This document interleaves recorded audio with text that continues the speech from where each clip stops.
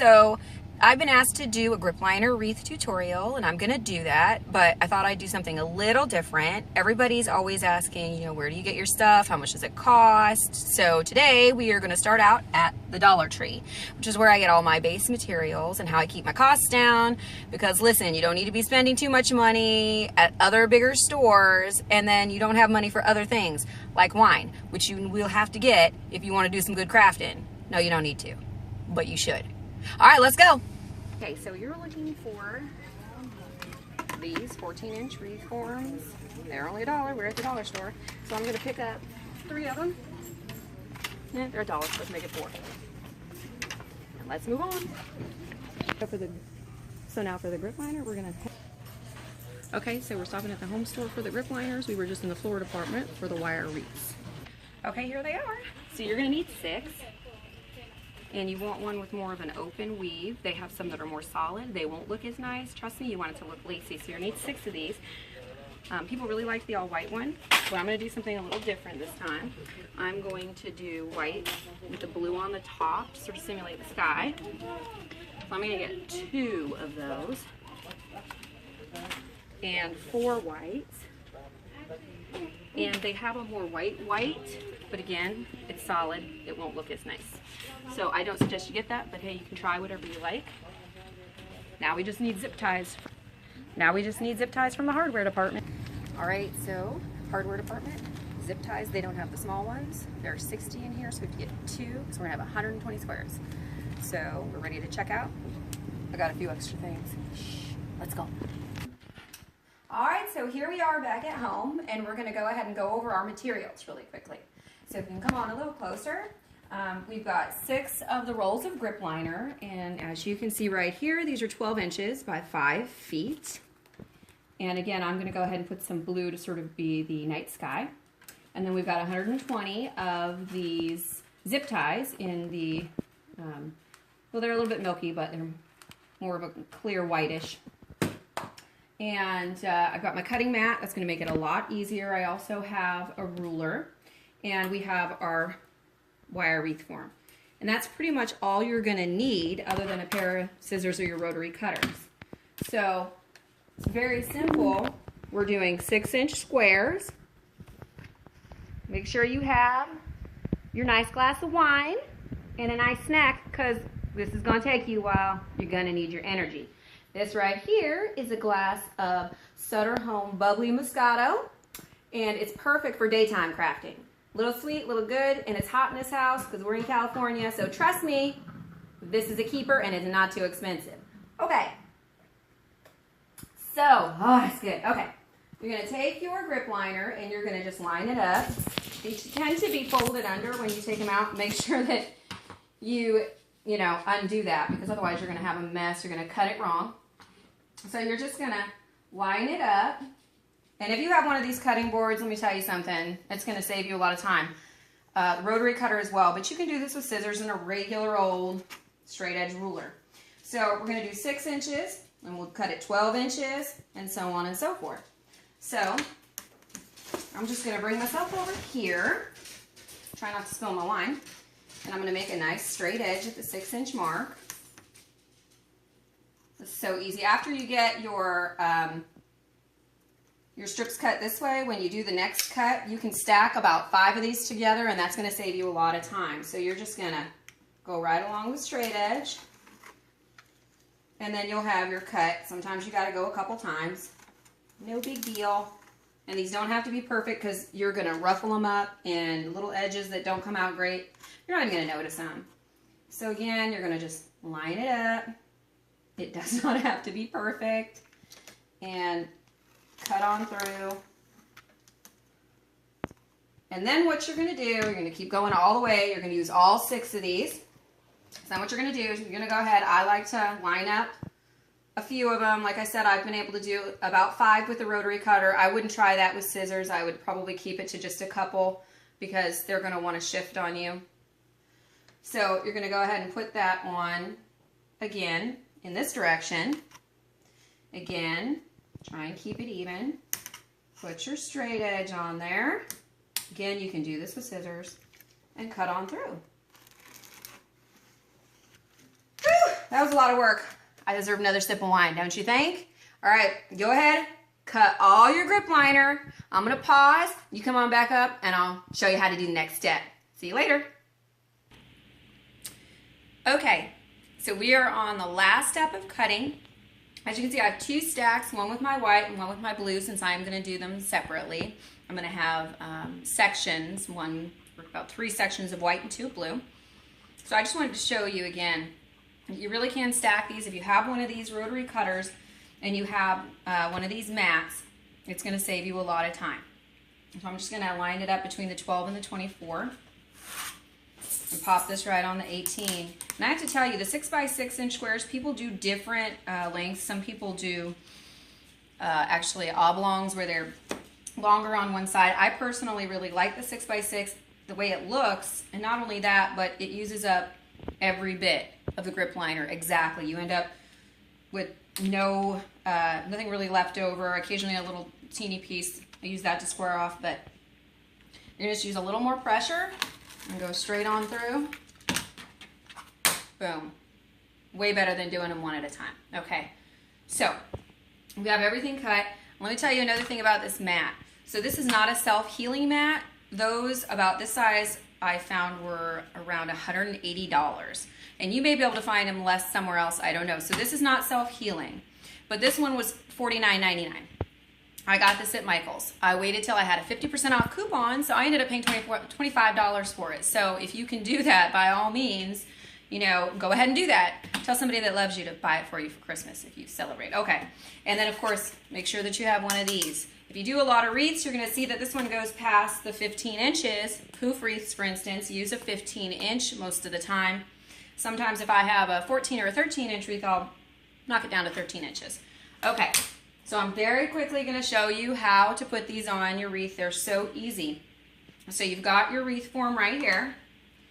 And you're going to put this on the table, and you're probably going to need to come in closer. And you're going to gather this up. See how I just put mine right in the middle? And I'm going to gather it up. Doesn't have to be perfect, just like I said before. And then when I pick it up, I'm just going to look and see, do I have it about in the middle by pulling the sides up. You're going to grab one of these zip ties, and you're going to take this, and of course you want the bow on the outside, and you want it to lay this way, top to bottom, not sideways. Okay, you want it to be this way. That's how you're going to get that real fullness. So on the back side, you can do this however is easier for you. Some people put these on, leave them open, shove it through, and then tighten it. It's really up to you if you want to do it that way.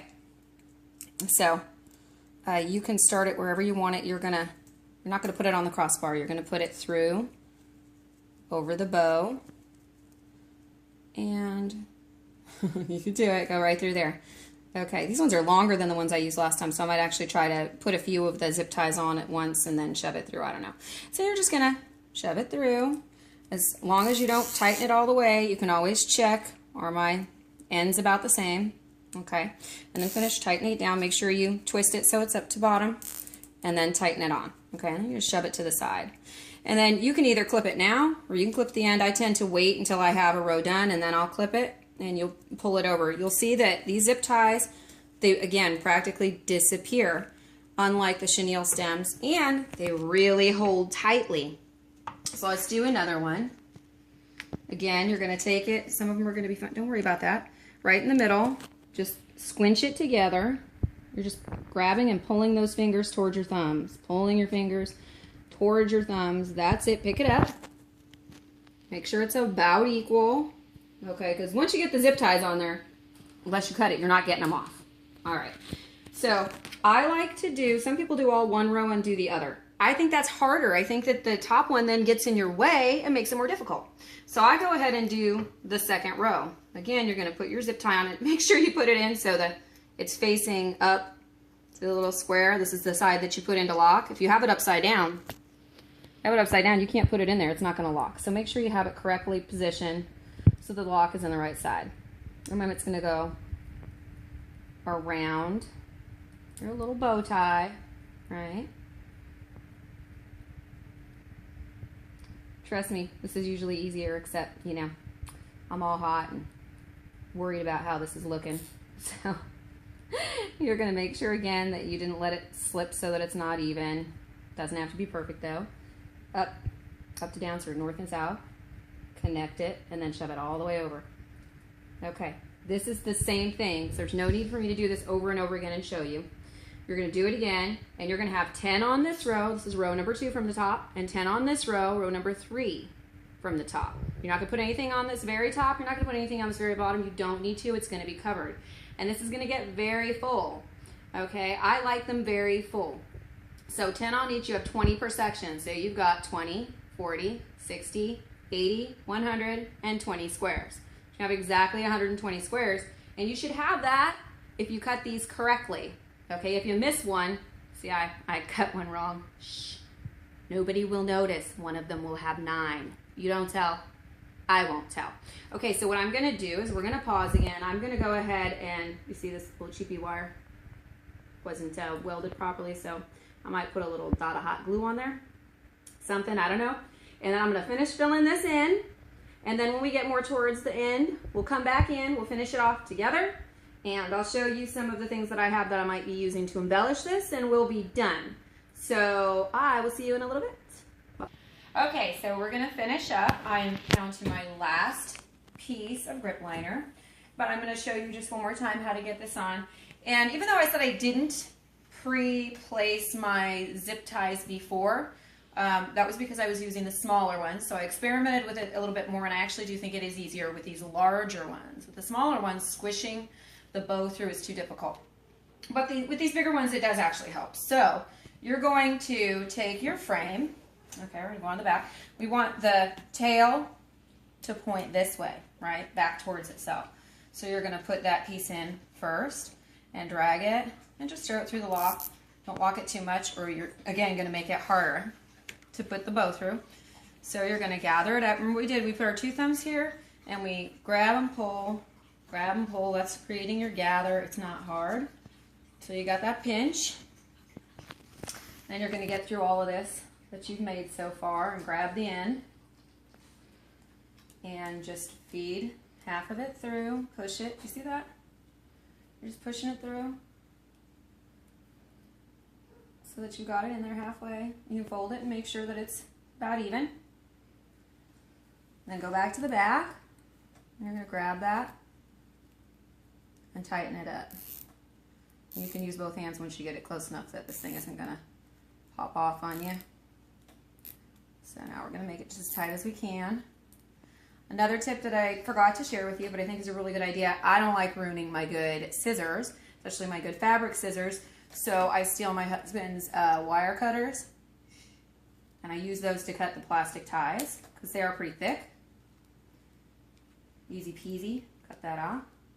And also I did tell you earlier that this wreath frame I noticed had, I'm getting in my own way here, had a little piece of the wire had popped. So yeah, it's only $1, but make sure when you're at the store that you check the integrity of your wreath, especially if you're going to give this as a gift. I'm probably going to end up keeping this, but if I was going to give it to a gift, I wouldn't want to risk that the little repair that I made with hot glue wasn't going to stay. So make sure you just check the wreath when you buy it. You don't have to bring it back. Okay, so here's the end product, and you can just fluff it up a little bit, and you can see it's really cute. So this, I'm making this sort of a night sky. I've got another, here's my little snowman, okay? And I'm thinking what I'm gonna do this time, not that it matters, is I'm gonna sit him like he's floating down on a little snowflake, and then I'll suspend him from the top. I'll probably use some wire. I'll either have him a little rocket, or I might have to go from the sides so that he sits up. And I'll use hot glue to affix him. But I think he's gonna look adorable right there. And then to finish it off, I will probably put a couple of either white, I have both colors, or silver snowflakes that I will attach, probably with just a little bit of wire, or a silver chenille stem. I think that looks pretty cute actually with the silver. So I'll put, like, you know, maybe 3 or 4 of them in here, and have him hanging from his snowman, from his snowflake, sorry. Like he's just taking a little trip down from the sky. Right in the middle there, with wire from either side. Hopefully I'll have some white wire. So we'll do that. And with that, we're finished. You can see the back, all your little zip ties, pretty clean. This is another one that I finished, which some people have already seen. So I got him, it's very similar, it's a different hat. And I sat him on a little sled, and I fixed him with just a braided chenille stem fixed to the wire in the back, and some little snowballs that I bought, I think at Hobby Lobby. And then these are snowflakes I just hung from the top. Those are from the dollar store. And they come in a package of 6 like this. Okay, so I think that's everything. The last tip that I can give you is this does take quite a long time. It's a lot. I don't do it here at the table. Once I get everything cut, I take it to the couch and I put my feet up in the recliner, and I'll actually have this upside down on my lap so that I can actually have those suspended underneath. It's real easy to pop them in, watch a little Food Network, look at all the food that I tell myself I'm going to make before I pop the frozen taquitos in the oven. Don't let anybody tell you frozen taquitos do not go really well with sparkling wine, because that's just foolishness. It's fabulous. So I hope you enjoy this. I hope you'll excuse all of the repeats and messes up in these videos. My darling daughter did take it for us, and we don't know how to edit yet. Someday we'll get it right. But anyway, I hope it helps you out and you enjoy the wreath. And we'll talk to you next time. Bye-bye.